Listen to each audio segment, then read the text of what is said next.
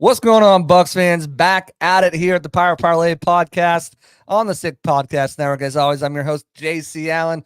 Today, we're going to get into a little injury talk. Some guys returned to practice, maybe returning to games. Broke some news earlier the week, and we'll get into all that.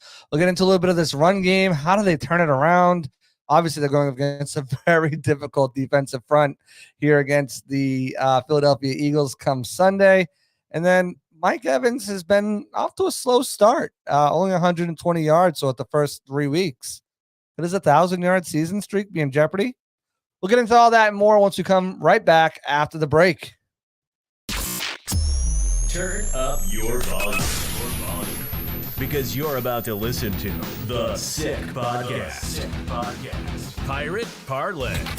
Battle intercepted, picked off in the end zone. Bucs are going to beat the Chiefs. We're the champions of the world. The sickest Tampa Bay Buccaneers podcast. It's going to be sick. Back here on the other side. Appreciate everyone for joining. As always, please remember, make sure to like, subscribe, turn on reminders. If you're on Twitter, pop on over. Come on over to the other side. We got cookies over here. Plus, we've got comments and a lot more fun stuff coming on here all throughout the season. So appreciate everyone for tuning in. As I mentioned, we're going to talk about little injuries. We're going to talk a little about the run game. Definitely take your comments. I see we already have a couple people in here. Appreciate everyone for joining. And then we'll also talk about Mike Evans. Slow start. Is that reason for caution, or should we be worried about his streak? Should we be worried about Mike Evans maybe slowing down, but the offense not utilizing him? We'll get into all that coming up. But let's first talk a little bit of Bucs injuries. We will have the injury report dropping probably while we're doing this show, so we'll get into that as well once it comes out, checking the injuries on both sides of the ball. But as I reported earlier this week, Luke Goedeke is in the process of clearing concussion protocol, returned to practice today in a limited participation role. Kind of similar to what happened with Zion McCollum after week one. Wednesday practice was limited, ramped up to full participation on Thursday and Friday. And then obviously he cleared concussion protocol on Saturday and played on Sunday. The Bucs are hoping the same scenario for Luke. They're very optimistic that there's a possibility that he can play. But again, I tried to foreshadow this as well, but brain injuries are really nothing to play with. And especially concussions, there's always the potential to have post-concussion symptoms return. So, they're going to be monitoring Luke today, obviously, and tomorrow, hoping that, everything is positive moving forward. But there's a possibility that he could remain in concussion protocol. Again, optimism is high that he'll be able to bounce out of it. But he needs to show throughout this week, next 3 days, that he can go ahead and, progress through concussion protocol. So that's the big one. Another big one today, as I mentioned earlier on Twitter X, if you're watching, I did expect Vita Vea to be back as a limited participant, and he's back as a limited participant in practice. We'll see how much he did, but gearing up, ramping up to hopefully come back. It's one of these weird weeks here where you've got several of these guys who are banged up and injured. You've got a game against Philly on Sunday, but then you got that short week, that quick turnaround against the Eagles on Thursday. So do you play your guys on Sunday if they're close? Do you give them a little extra time and let them play on Thursday? Then you have that extended bye week because of the Thursday night game. You get those 3 extra days to prepare for the Saints in New Orleans. Do you kind of sit them both out for those games? They definitely need them back. I think we can all see that. To the offensive line, I think they allowed 1 sack against the Commanders. Since then, they've left 12 sacks since Luke Goedeke has not played. So, yeah, I would say they need him. Pressures have been up. So, yeah, I think, getting him back is pivotal, for this, not just the offense to move in the passing game and protect Baker, but also in the running game. Baker said it best, and it's something that we've all kind of known. Anyone who's watched the clips of the mic'd up with Luke Goedeke knows the swagger he brings, knows what he brings as an attitude, right? Since they lost Jensen, they don't have that enforcer type guy, but Baker said obviously getting Luke back would be a huge for us. Obviously with the pass game, but the run game as well. I don't think he gets enough credit for the type of mauler offensive lineman that he really is. He's improved a ton in the pass protection aspect of it, but in the run game, he's huge for us. And I think, that's one thing that they've been missing is not just his ability to be a mauler in the run game, and his improvement in the pass protection game going back to last year, but his nasty attitude. He talks trash. He's not afraid to get in guys' heads. He did it last year with Aiden Hutchinson. They're missing that. And if they can get that back for Sunday, they'll be in much better shape. Not just protecting Baker, but also trying to get movement in the run game.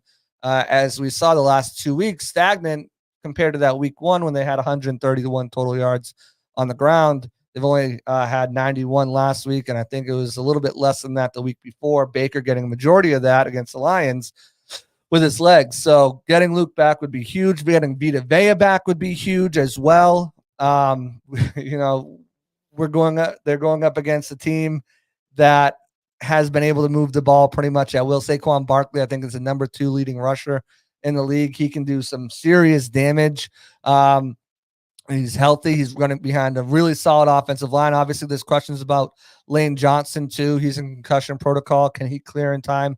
But, with a guy like Saquon Barkley, he can do so much. So having your big run stuffing guy in the middle and pass rusher and Vita Vea is going to be paramount, I think, for the Bucs to have success in shutting down this ground game this week.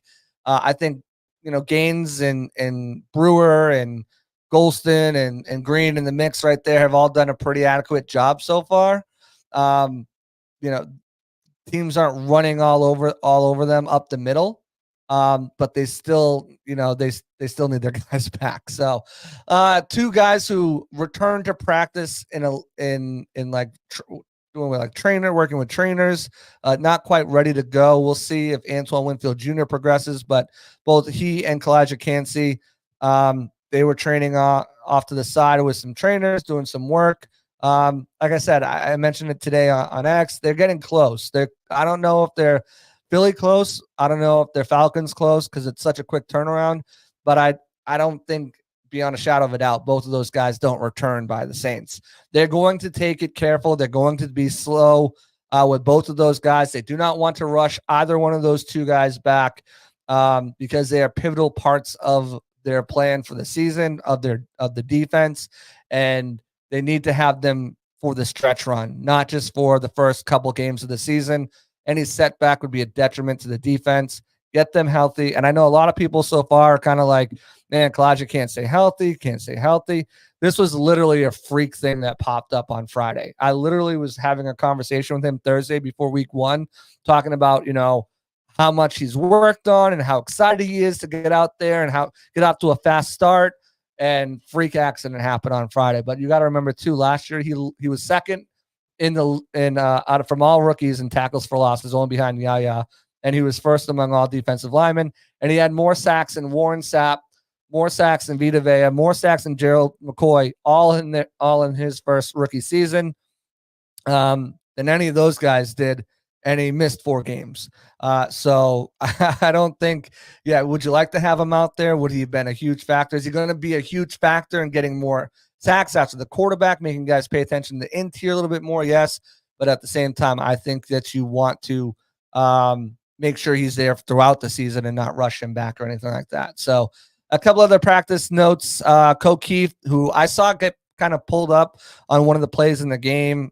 We saw him kind of limp off to the sideline. He did not practice today. And Cam Johnson, who's dealing with an ankle injury, he's not practicing either. We'll kind of see what the prognosis is on them as we go towards more towards the week, Thursday and Friday, depending on this hurricane. First off, everyone stay safe, especially if you're a Florida man. Don't try to be a Florida man, especially if you're in Big Bend area. Just stay safe. Evacuate if they tell you to. Last thing I want is, any of my viewers or any of the Bucs fans to be in any danger. So make sure you guys are staying safe, doing the right thing. I've kind of laxed my hurricane preparation a little bit. Like year 1 when I moved down here, I was like, oh my God, we need everything. Get the canned foods, get this, get that. I'm like, all right, let's just make sure we have some water and we can have something to charge the phones and stuff like that. I got 2 kids, so I'm like, we need something to charge the iPads for sure. We've got some board games to play. whatever, but we'll be fine otherwise. So I hope you guys are all fine and safe. And again, if they tell you to evacuate, definitely do so. So we should be getting the injury report here probably at some point. So we'll dive into that a little bit more. But before we jump into the running game and kind of expanding on that, what the Bucs need to do, turn around, what's been the problem, what are some areas for focus that they could utilize to get better in it? Want to give a big shout out to one of my sponsors here, Mosley Heating and Air. When Florida hits hard, trust Mosley Heating and Air to keep you cool and comfortable. With over 25 years of experience, their family-owned business knows what it takes to keep your home's HVAC system running smoothly. Need a repair, a new system, or just a maintenance plan throughout the year. They've got you covered. Call Mosley Heating and Air today at 813-230-3742 or visit mosleyheatingandair.com. Mosley Heating and Air, where comfort meets reliability. Check them out. They're great people. The owner's son plays football with my son, just an awesome guy. And they're doing it right. They're not scam artists. They're not overcharging. They're really helping people in the community, and that's what's a great job. So if you need anything, check them out. Let's get into some comments, and then we'll jump into the running game. We have a short show today, but we do have another show coming up this week. I know I've been saying that, but we are locked and loaded this week, so can't wait to preview this Eagles matchup. A little bit of a grudge match here for the Eagles, a little bit of a rivalry, shutting down the link. I don't know if you call it a rivalry, but let's jump into them. Richard jumps in and says, up against another mobile quarterback. I don't think Jalen Hurts is all that good, but the way the Bucs are Bucs' inability to stop the run, particularly quarterback runs, Billy's offense can tire out the Bucs defense. Yeah, so I mean, it's going to be interesting because yes, they have Saquon Barkley, who's amazing, but their wide receiver, position is kind of up in the air. AJ Brown dealing with a hamstring, Devontae Smith dealing with a concussion. Obviously, they have Dallas Goedert, who can be a weapon in as a tight end in the receiving game. But you're right. You look at the first 3 weeks of the season here, and they struggled week 1. They struggled week 3 with mobile quarterbacks. Bo Nix and Jaden Daniels, both respectively, led their teams in rushing yards. The Bucs have not shown that they can adequately contain a mobile quarterback. And who's that knocking on the door? Lamar Jackson in a few weeks. So you got to figure it out. They've got to figure it out. They've got to figure out how to contain these quarterbacks. And I think it is something to worry about. And I think, that's going to be one of my main focuses of it's cliche, right? Stop the mobile quarterback. But when you haven't done it the past 2 games you've gone against mobile quarterbacks, you got to prove it. Prove you can contain a guy like Jalen Hurts who can beat you with his legs. And again, without their top tier wide receivers, potentially, there's a possibility for him to want to use his legs even more, especially if things don't open up in his first and second league. I think they have the kid from Washington, Jahan Dotson. And other than behind them, there's a few Johnny Wilson, a few other guys that they have, but really no one that is going to kind of make you respect their passing game.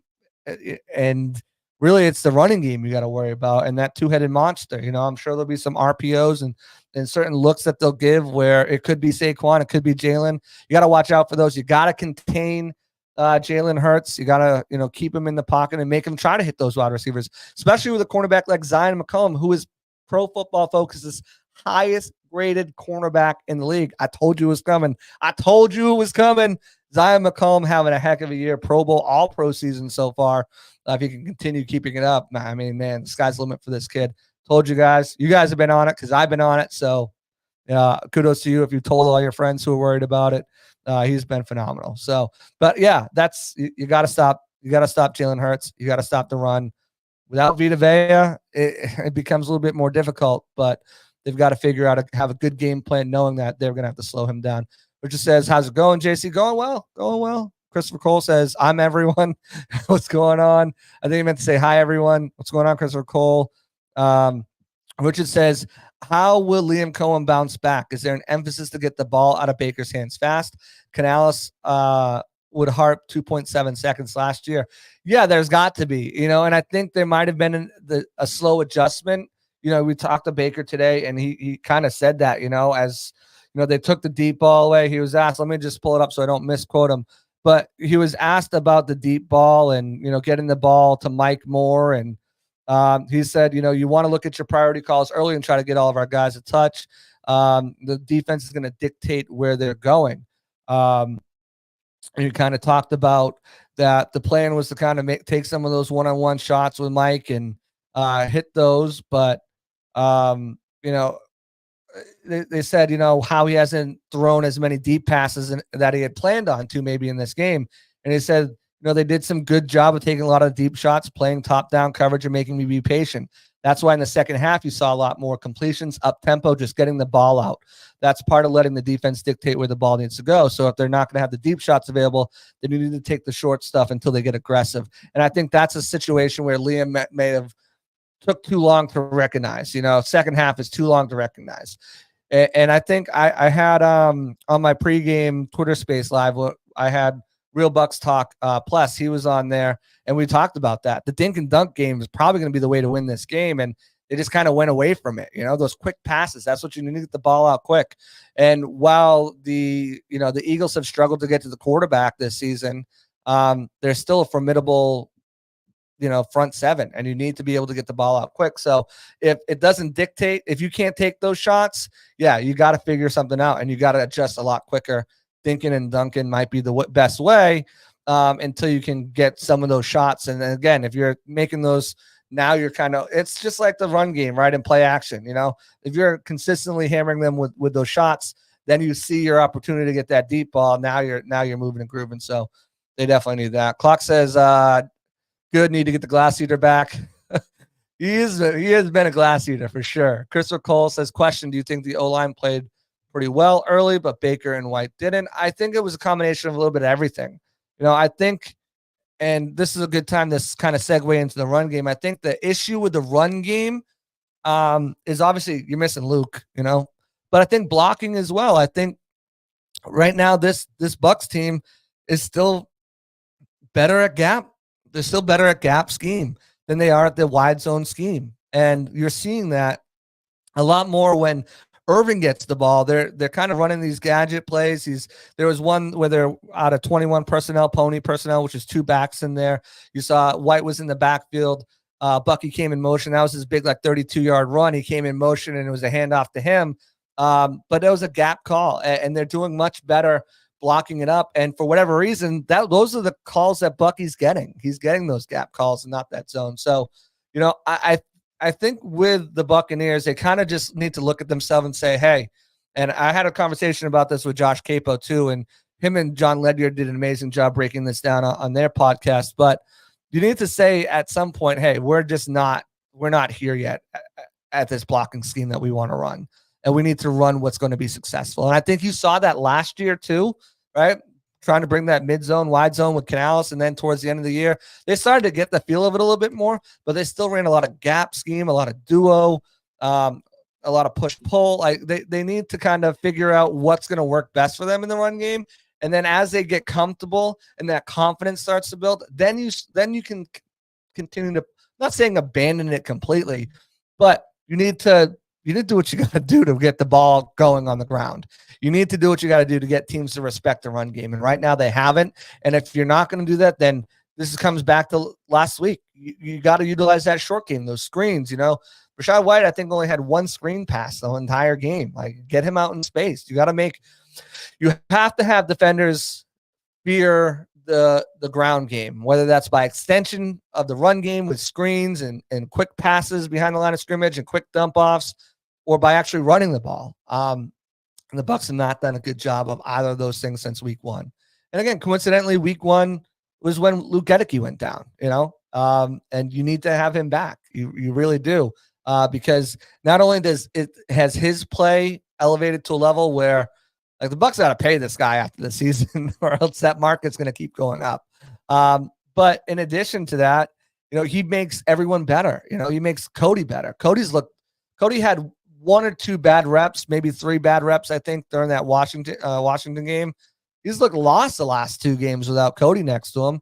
And not that Cody kind of hides his deficiencies, but more so that there's just a comfortability factor.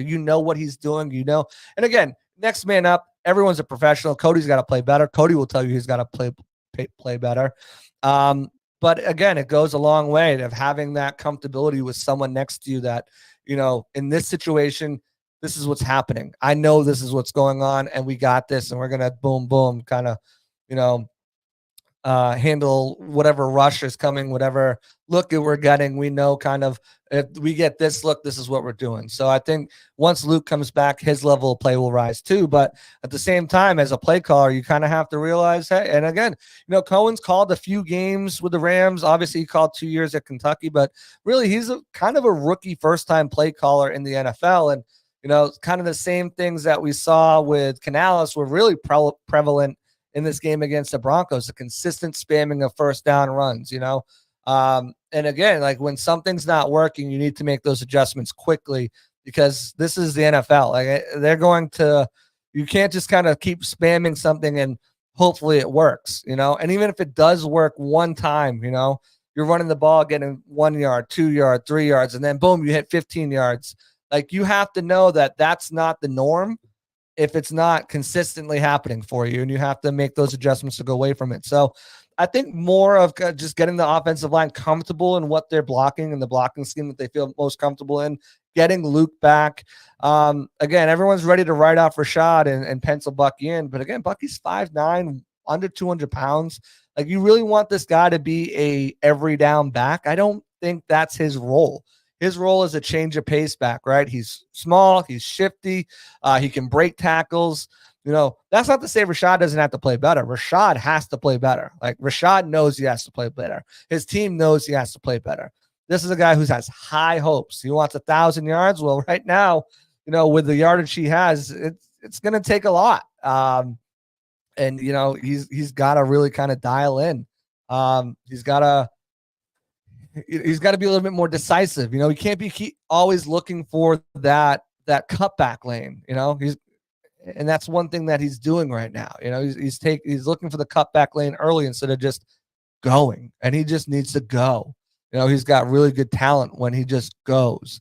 So it's a combination of play calling. It's a combination of scheme. It's a combination of execution with the offensive line. It's a combination of, the running backs. You take out those big runs from Bucky, and he was pretty ineffective. You take out those big runs from Bucky, and his numbers drop. Not significantly, obviously, but how does that spread that over a full 40-something snaps that Rashad's playing? Spread that out over a full 18 to 20 touches Rashad's playing. What does that number look like then? You can't get too caught up on, again, very exciting player. The joystick kind of player, but again, all those contributing factors that I just laid out are a reason why the Bucs running game is struggling. And, they kind of have to look within and say, and make these changes and, make these personal changes, make these schematic changes, and make these coaching changes if they want to get it going. It's going to be tough sledding. Carter's a real deal. He is, I think I read a stat that against the Saints, he affected 15 plays out of like 20 something snaps. Like that's crazy. Like that's just efficiency. And he's becoming one of the more efficient defensive tackles in the NFL. So you got to watch out for that. So we'll go down the line, just some of your things. Baker should not be the rushing touchdown leader on the team. I agree. Clock says, yeah, JC, because I don't want to see another Luke video face down. Get this ship right and healthy. I agree. Need to keep away from costly penalties. That's a huge one too. You got to make sure that, you're not getting these penalties because they'll set you back. These holding penalties, just false start, which that was a BS false start. And to be honest with you, those refs in the Denver game missed a ton of calls. Offensive pass interference in that first drive. The false start call was insane. And the way that it was described to me, I've mentioned on the podcast, but because it was like on the 1 inch line, when Graham lifted the ball up, the nose of it went over the white line. But like, how are you supposed to lift the ball up from that angle? Makes no sense to me. They still end up getting points on that drive, but there was a few other ones where you're just like, the face mask that didn't get called. There's a few other ones that just like, okay, what are we doing here? You got to call it a little bit better.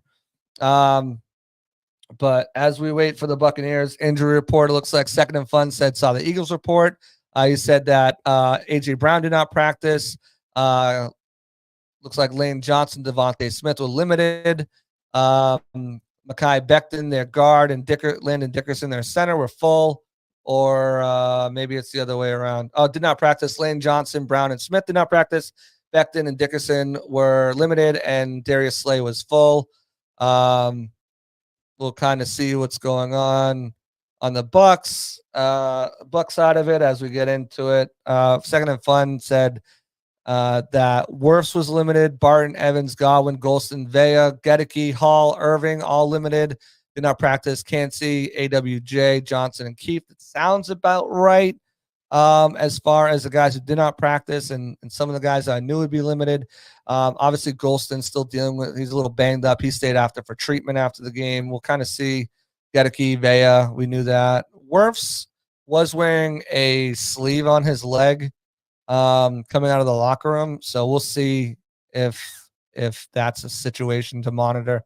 But again, if we get the injury report out here soon, we'll be able to check. Unless it was already sent by Bucs Communications, because I have not got it in my email yet. And I don't see anybody else with it. So okay, it's out now. Perfect. It just came out. Philly might have pushed this out earlier, but yeah, it's a full list. So yeah, Evans limited with a knee injury, Golston with a knee injury, Godwin with a neck injury, Gedeke with a concussion, Logan Hall with his foot, Bucky Irving with a hamstring. That's not good. Graham Barton with an ankle injury, Vita Vea with a knee injury, limited, and Tristan Wirfs with a knee injury, all limited. Did not practice. Johnson, Cansey, Keefe, Winfield, all did not practice. And then full participation dealing with a knee injury is KJ Britt. Dealing with a knee injury is Jamel Dean. And dealing with a abdomen injury is Yaya Diaby. Very, very long list for the Bucs. Not good. They've got to get healthy. This mini bye week, once they can get through these next two games, will help them kind of get some rest and recovery. And then pretty much everyone that we mentioned for the Eagles. So yeah, Second and Fun was right on the money there with all those injuries, minus some of the full participation, but not a good look for the Bucs. They got to get healthy. They got to get healthy fast. Richard says we saw the early struggle with Rachaad White last year in a new offense. He's probably going through the same adjustments.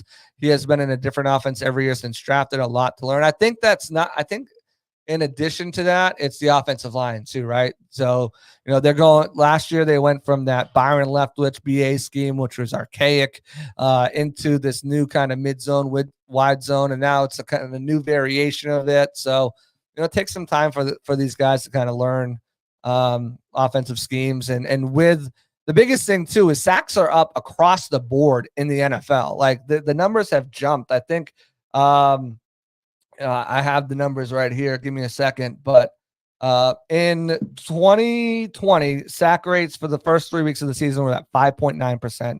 2021, 6. 2022, 6.1. 2023, 6.5. 2024, 7.6% sack rates are up. That's a full 1.1 in percentage jump. And a lot of it's because these guys can't hit. Offensive linemen cannot practice. They can't tackle. Without getting that real practice in, this is extended preseason work pretty much for these guys.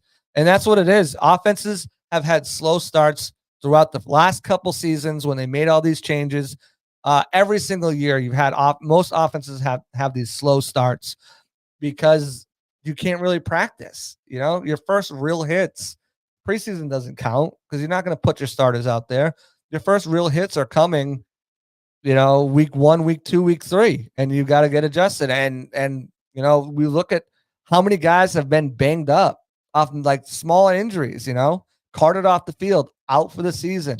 So many guys, like not just superstars, but like core rotational household name guys. If you're a football fan, you're like, wow, like all these guys, the Detroit Lions just got hammered because there's not enough. They're not allowing them to do enough in practice. So Sal said they did the numbers, bro. Even without the big runs, Bucky is averaging 4 yards a carry. I saw that. Again, he's coming in and I brought it up ahead. He's coming in other situations where he's kind of getting some of these gadget plays. He's getting some of these, better calls and and blocking schemes. I'm not taking anything away from Bucky. I think Bucky's a heck of a player. I just don't understand the outcry for him to be a full-time back. I don't know if he can be a full-time back. I think there's other things that need to change, and I laid them out earlier. If you're just tuning in, go back and watch it because I'm got to move on here. Clock says, why don't we see no huddle, considering Cohen dial up 2 or 3 calls of play, 2-minute offense can sometimes. Yeah, I think they were way too late to jump into that. I think Baker addressed it after the game. They tried to get into it. They're just kind of, they had to huddle up for certain reasons and making substitutions in and out. I think Bowles said that. They're trying to make substitutions at wide receiver. Obviously, we've got a couple wide receivers banged up, so trying to give them some plays off in between.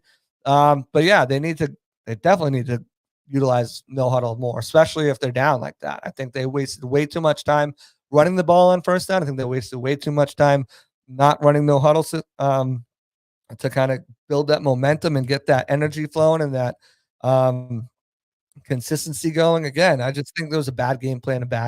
I think that was just everything about it was bad. All 3 phases, coaching, execution, everything was bad in that Denver game. They just got outplayed, out-physicaled, out everything. Everything was just bad. There's nothing you can look at that game other than Zion McCollum, maybe, Tristan Wirfs out of 1 play, Zion out of 1 play, Bucky out of a few plays, and say that was a great performance by anyone. So Christopher Cole said on the first run by White, he didn't cut back behind Wirfs and went right where Wirfs was blocking down. Yeah, I mean, every back is going to have a situation like that, but he's got to get better vision. He's got to see it better. He's got to execute it better. Now I sound like Todd Bowles. We got to see it better. We got to execute it better. If that happened in the game, kind of explain some things. Figured the full participant wasn't important since it was apparently only special teams, according to the CBS receipt of an injury report. It was pretty dang long. But we'll wrap it up here with we'll do another. I just want to shout out another one of our sponsors, Tampa Bay Buccaneers Cruise.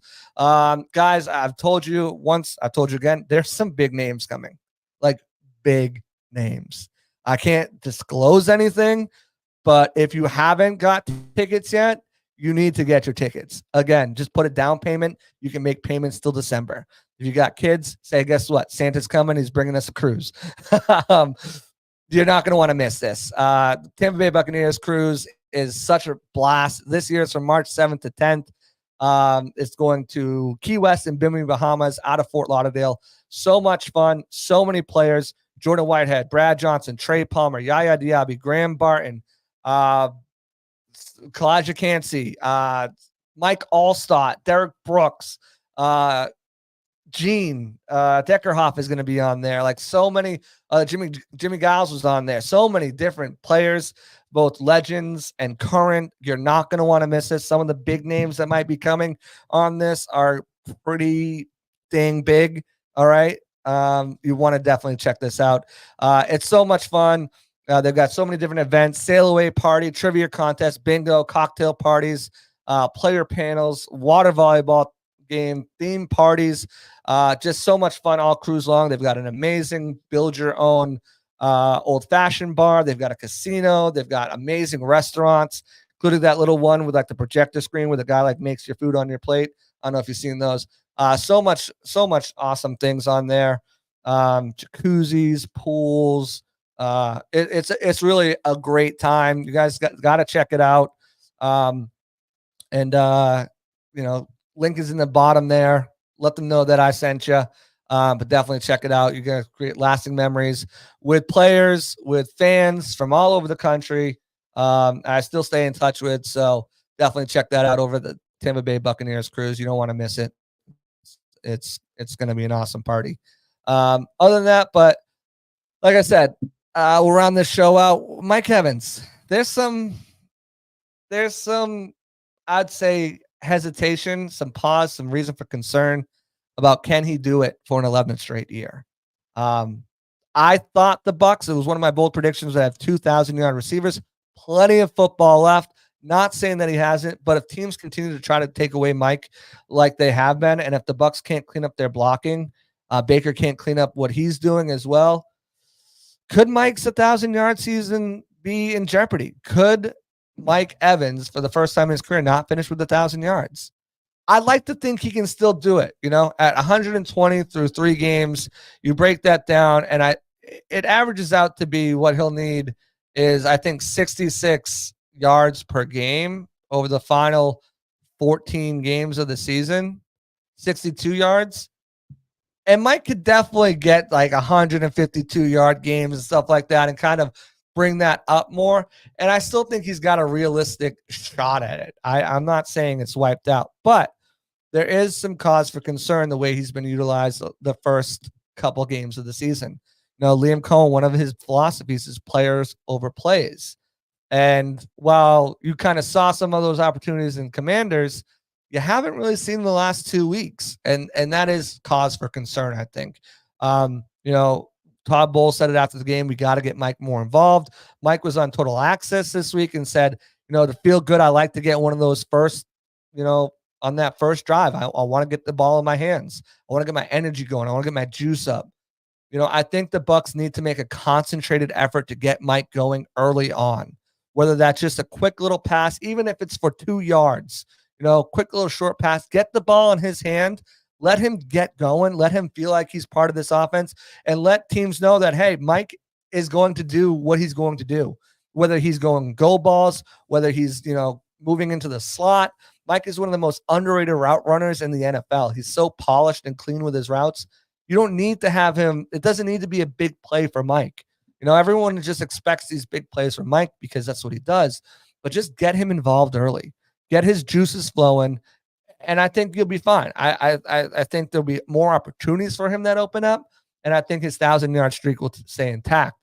But, that it's not that simple all the time.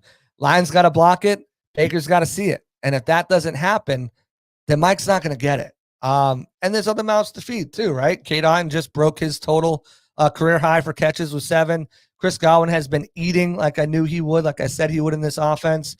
They barely use Jalen. They barely use Trey. Both of those guys, Jalen's playing a ton. He's just not getting a ton of looks. So they've got to figure out a way to get Mike more involved. They got to figure out a way to get Jalen more involved. They got to figure out a way to get the backs more involved out of the backfield, especially Rachaad White.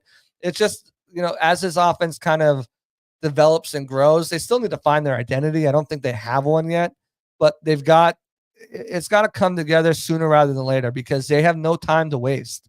Like, this Eagles game is not going to be a walk in the park. I have them winning this game coming into the season, depending on how the injury report shakes out. I think I'm going to have them winning this game as well. But I mean, man, you're looking at Atlanta on a short week. You're looking at New Orleans, even on a long week, but New Orleans is always a tough place to play for the Bucs. Say what you want. That offense has looked really good for New Orleans. After that, you've got Baltimore coming at home. Then you have Atlanta coming at home. Then you go to Kansas City for Monday Night Football. Then you have San Francisco coming into town. Like, you don't have time to lollygag and figure out what your identity is going to be. That's why I think this week 3 matchup against the Broncos was so important for them. And, if you're going to lay an egg, I guess, too, it's like back and forth, right? You're going to build the momentum. You need to beat the Broncos. But if you're going to lay an egg, the Broncos is the team to do it against. Non-conference, AFC, lose, learn, grow. And that's what the Bucs need to do. They need to grow from that loss. They need to say, okay, this is what we didn't do. This is what we need to do because it's murderer's row time. It's murderer's row time. And you've got a ton of good teams coming up. Some teams, San Francisco's not playing that great right now. Baltimore's not playing that great right now. But these teams are able to flip that switch at any moment. Atlanta's not playing great right now. But again, they're going to play them tough, and they're on a short week. So they got to figure out the offensive identity. They got to get Mike more involved. They got to get the ground game back up and running again. And the CBS list, as Second and Fun said, they got to get healthy. So we'll kind of see what happens during the week, see who progresses. Again, I'm looking for Luke to go from limited to at least a full participant tomorrow to have a chance to play. Again, these concussion, brain injuries are nothing to play with. Same thing, with everybody else. You want these guys for the long stretch. If they can get through this next stretch, of games with 3 wins, 4 wins, 3 wins, and go into the bye week 5-5. If you can go into the bye week 5-5, you've got a good shot at winning the division, making the playoffs afterwards with the schedule that they have. They need 3 wins at least out of these next couple of games here to get 5-5. And they need to get healthy. They need to figure out their offensive identity. The defense, they need to be able to get after the quarterback, and the pressures are there. They need to get after the quarterback.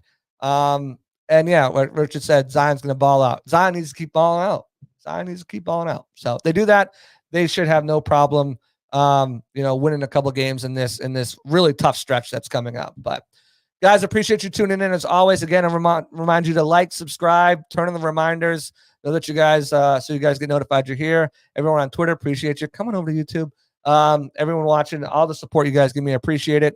We'll be back on Friday. I'm not sure if we'll go live because it's gonna be 11 in the morning. A lot of you guys will be at work, so we'll probably just put that one out afterwards. But we'll have Jody Mack from CBS Sports Radio, and he's a Philly guy. Does a Philly podcast with one of the longtime beat writers over there.